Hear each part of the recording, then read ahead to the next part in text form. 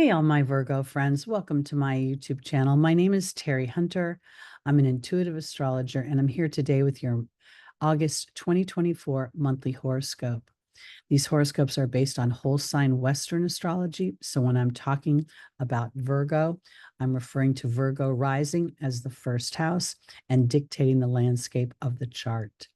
This is also applicable to Virgo sun, Virgo moon, and if you have 3 or more personal planets in the sign of Virgo, this video is applicable to you as well.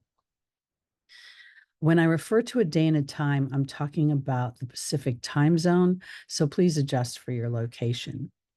The first thing I want to point out is that I think that there is a background theme within this month that is the conversation, or should I say, the it's not actually a conversation. It's more like an unconscious or a weird feeling that something is off, but I don't know what it is. And that is as a result of Pluto in retrograde, just about to go the beginning of September back into Capricorn, is in a square and a half to Jupiter. And this to me is really powerful because Gemini is your 10th house of career. It's how the public views you, your ambition, your drive, your leadership.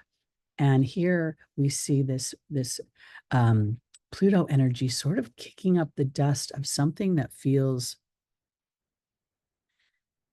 I feel like it's, I call them an imprint, a psychological imprint, somewhere where I have potentially an insecurity or an unsuredness, and it's somehow bubbling up. But I don't really know it in my conscious, I can't put my finger on it, is the best way I can put it. And I think that this continued square and a half, which goes on through most of the month, is also the tenseness of it is supported by Jupiter making a square to Saturn. And right now, at the beginning of the month, it's a loose square, but as the month increases, Saturn's retrograde is going to bring this back into an exact position. It will be one of 3 squares that we'll experience between now and January 2025. But this square and a half between what I believe, my business, Jupiter rules business, commerce, publishing, branding, marketing, influencers. It rules religion and the Supreme Court and higher courts, higher education, diversity, philosophies and ideologies, and really getting into a space where you are exploring the variety of the planet Earth. And here, Jupiter is considered in detriment. It's in its furthest place from where it rules. And here, I think that this is where Jupiter has the most opportunities to explore the everyday mind, the monkey mind, the Gemini energy that Mercury is very quick, very Mercury, grabs those bits of information and moves on. It analyzes these things. It processes the information and then makes a conclusion and creates a plan. So here, Jupiter is used to going, oh, I like this big, broad idea, but never thinks about how to practically apply it. So now this could be contributing to this uncomfortable, tense feeling between these 2 planets. You have Aquarius representing your 6th house of work, the house that Virgo naturally rules. It's a house where we see our health, we see our pets, we see our stress, our mental stress, everyday stress. So I think that this is going to be a theme throughout the month. We also see that Mars is growing in a conjunction to Jupiter, which I think is very polarizing because it could potentially create a lot of passion and a lot of aggression about our personal beliefs. And any people who may oppose those beliefs could fall under some kind of challenging scrutiny. But at the same time, Mars is offering a whole new look at going through the Gemini energy. When Mars went through Gemini the last time in 2022 and 2023, it spent 7 months examining how it interacts with other people, how everyday activities, you could either be inspiring or even be a bit of a bully. And Mars was learning about that. So Those standing in awareness can take advantage of this conjunction.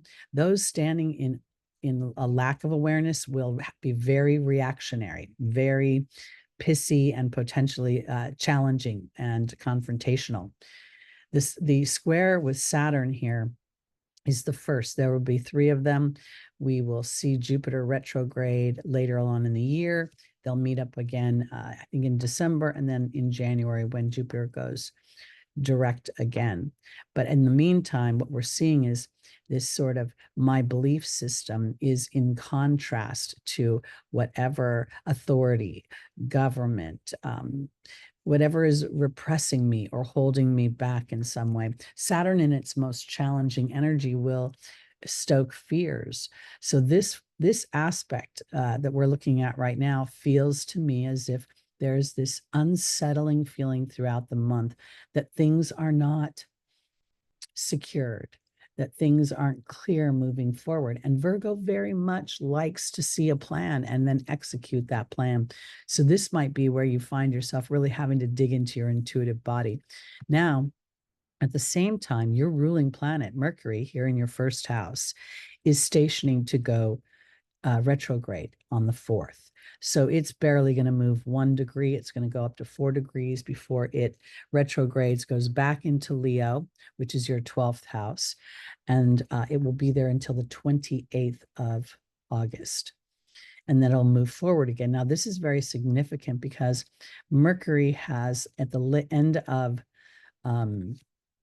end of July, Mercury made very powerful quincunx to Pluto when it entered your first house.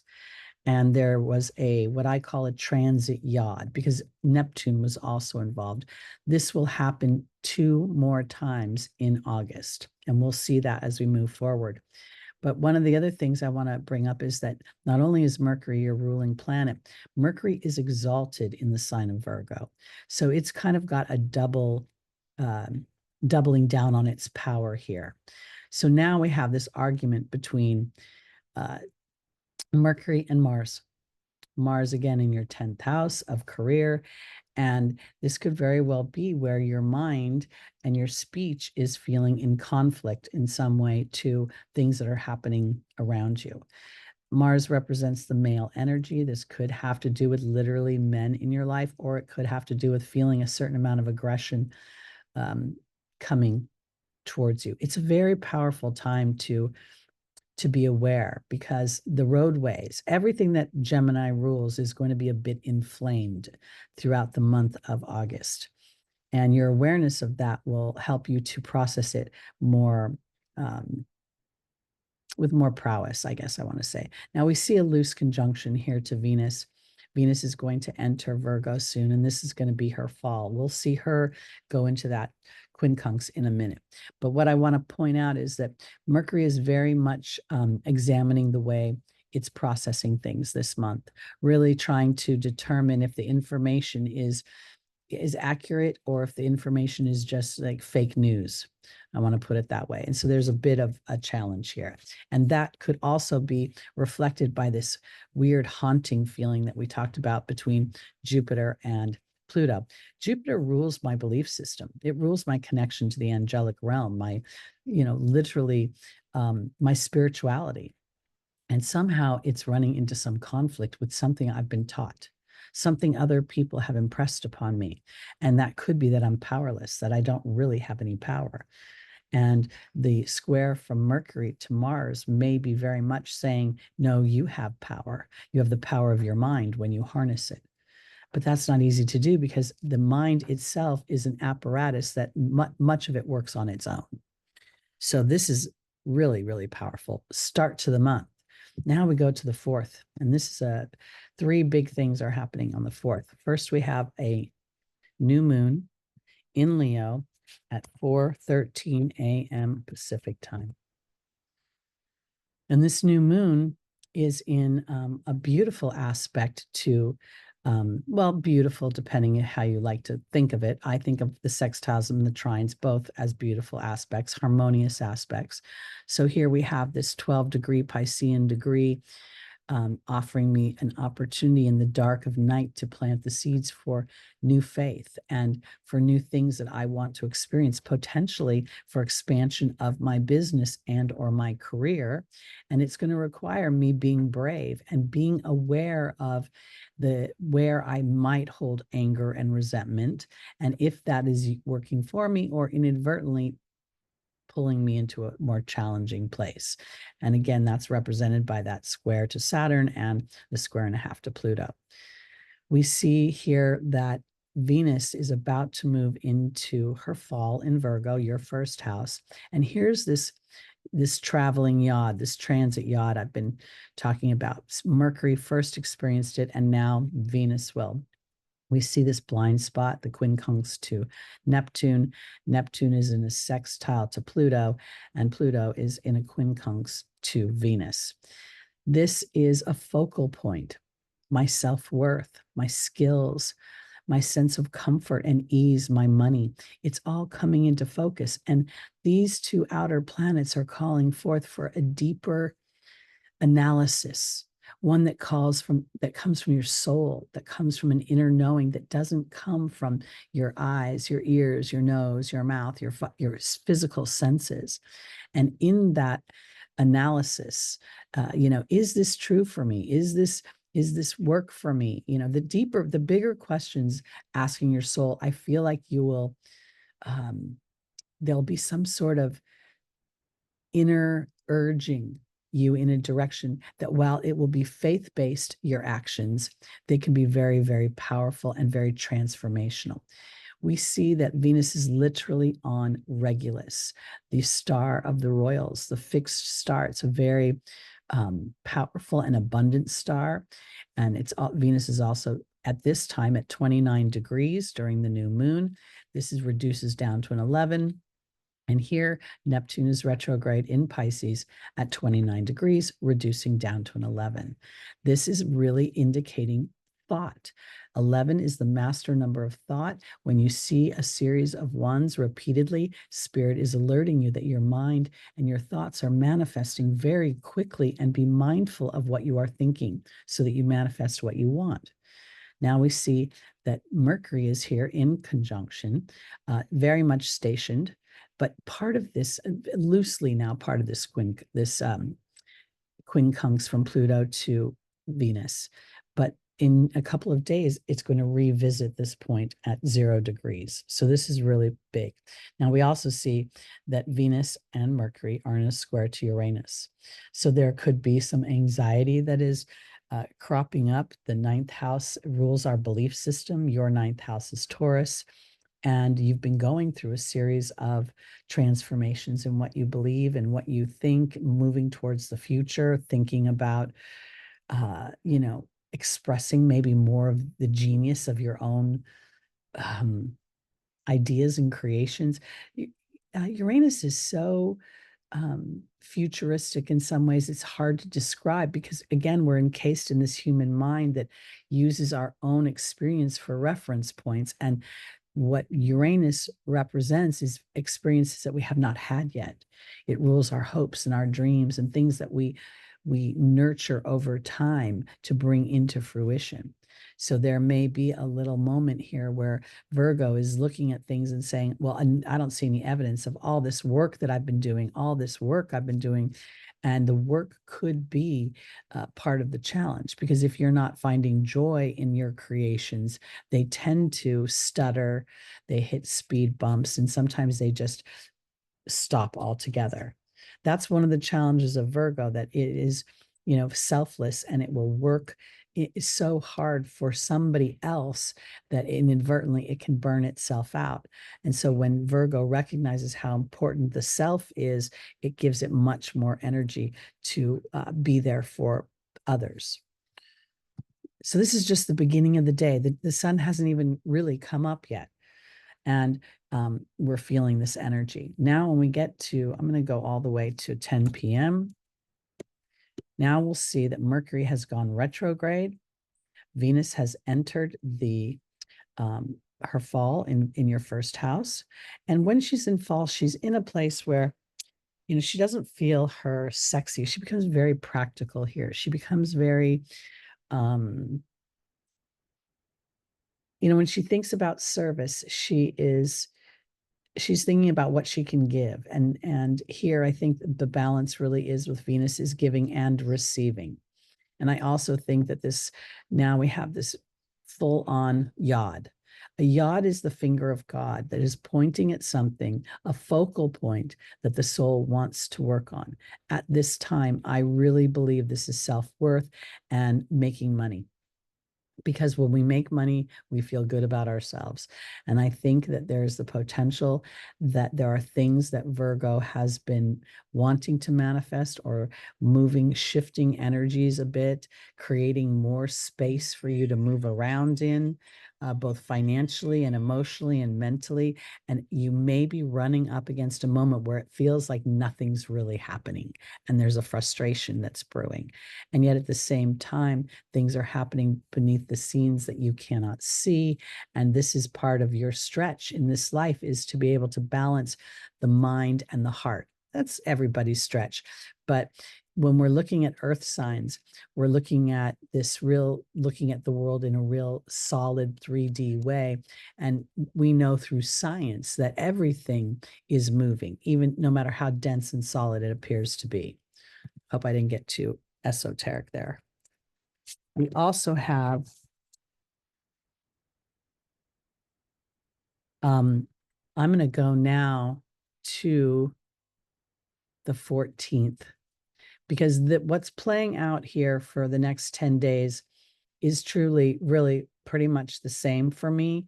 The planets are moving a bit, but the aspects are staying pretty tight. So when we get to the 14th, things really start to, I believe, heat up a little bit. Let me go back to 12 o'clock.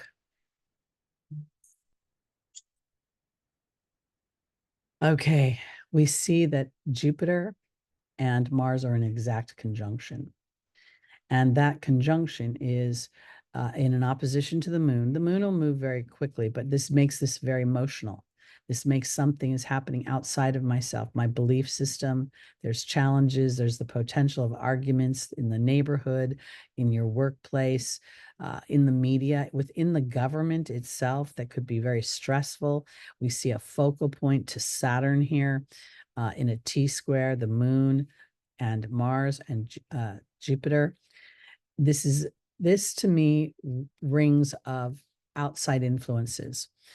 It rings to me of, the United States is in an election year. Things are extremely passionate, for lack of a better term, and this is going to continue.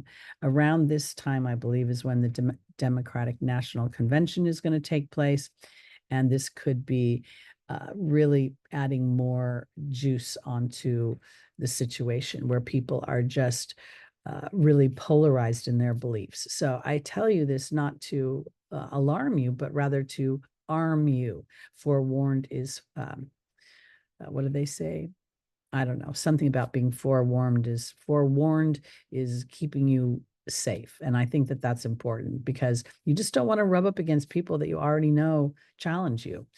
And here we see there's the potential of it very strongly with this Mercury retrograde now back at 0 degrees for the second time, revisiting this yod that is calling forth a soul's intention.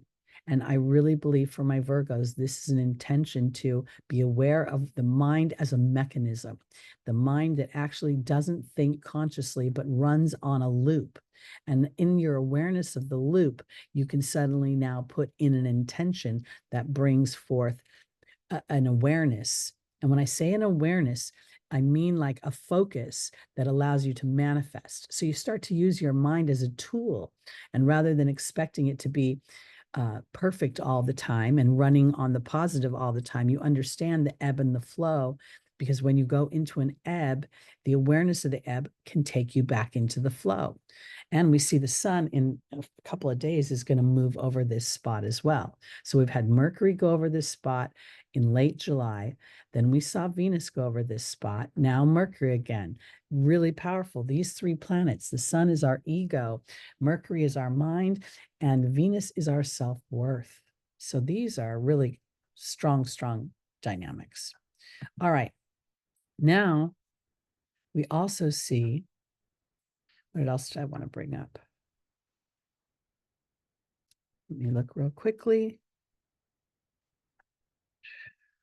Oh, we also see that Mercury is going back into Leo. So there could also be, because of this, in a couple of days, we could potentially feel this dynamic of having our entertainment, our fun, our self-expression, our joy a little bit clipped or a little bit thwarted or repressed or restricted. Leo is your 12th house. Leo is the house for you where sometimes your enjoyment and your fun is not seen. It's the house of the invisible. It's also known as the house of self-undoing. And sometimes the Virgo energy works so hard and is so much of service to other people that it lacks balance with fun.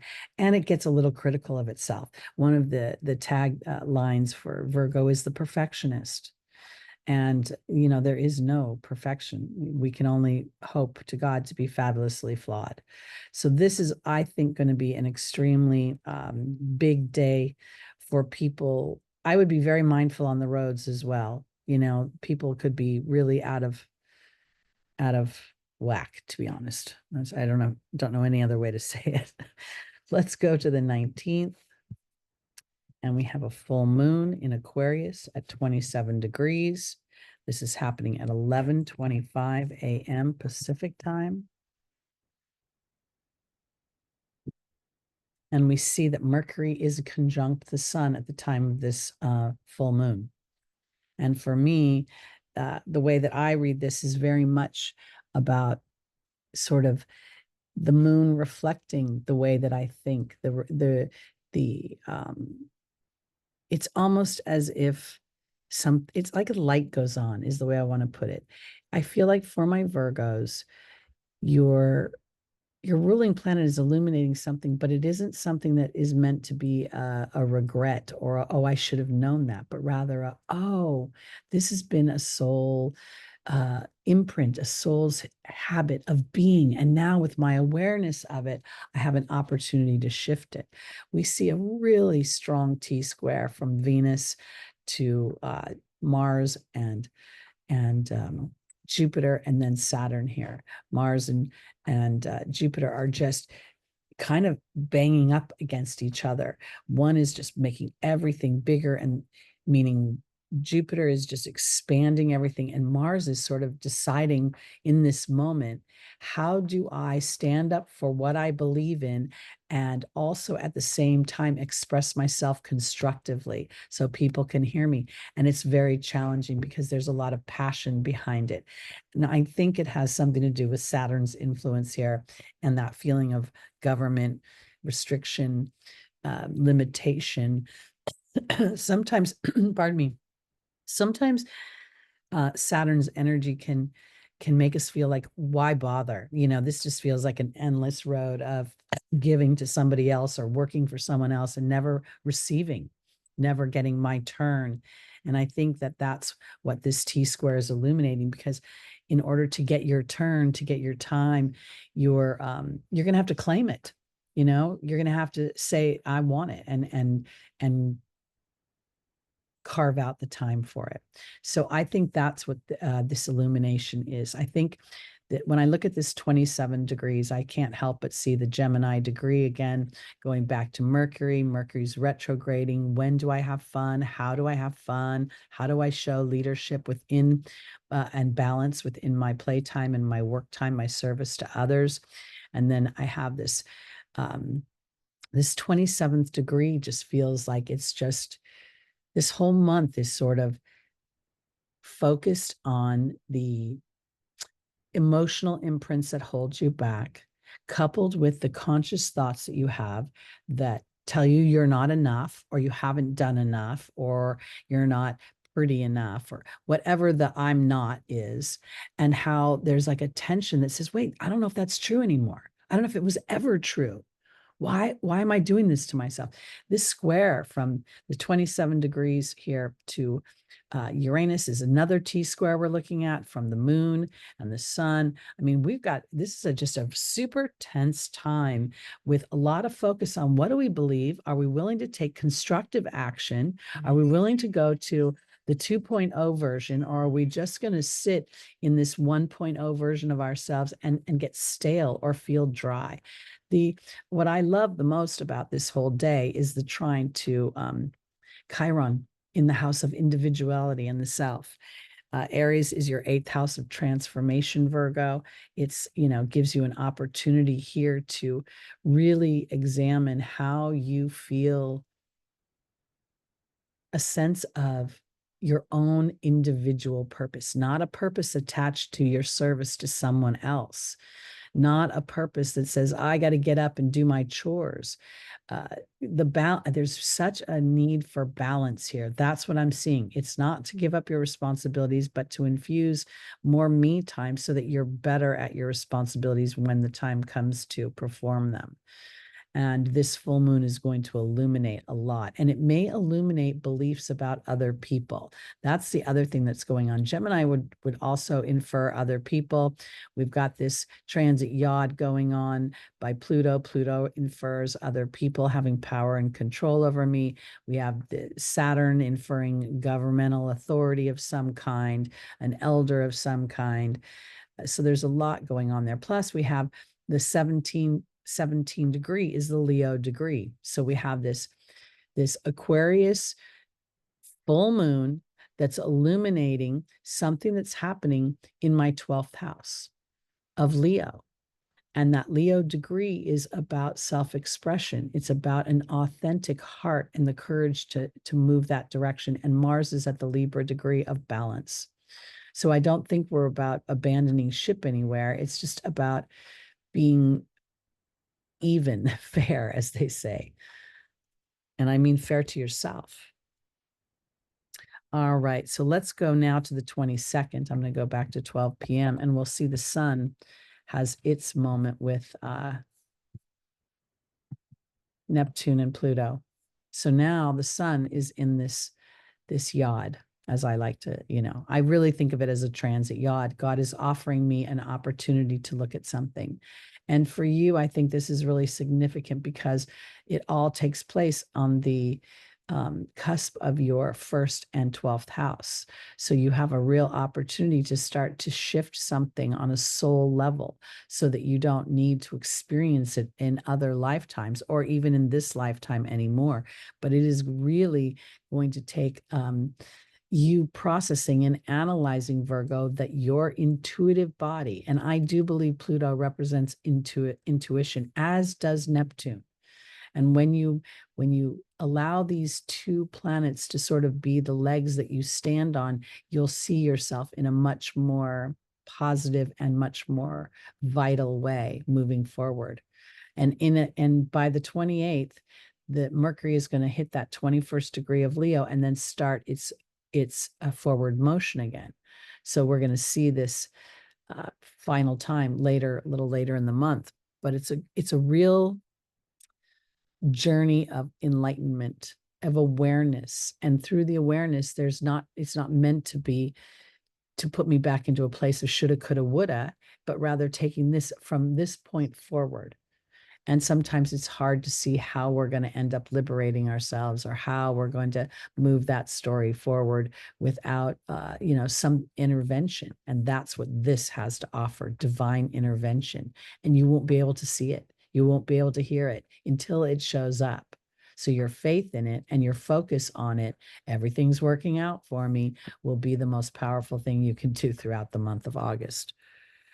We'll go to the 28th now and we'll move and we'll see. I believe I'm going to go to the 29th actually, because Mercury moves late in the day on the 28th forward.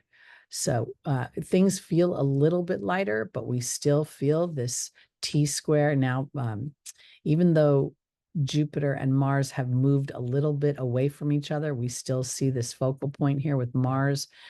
We've got Mars squaring Venus as she enters her rulership, and we have Mars squaring Neptune, and Neptune and Venus are in an opposition.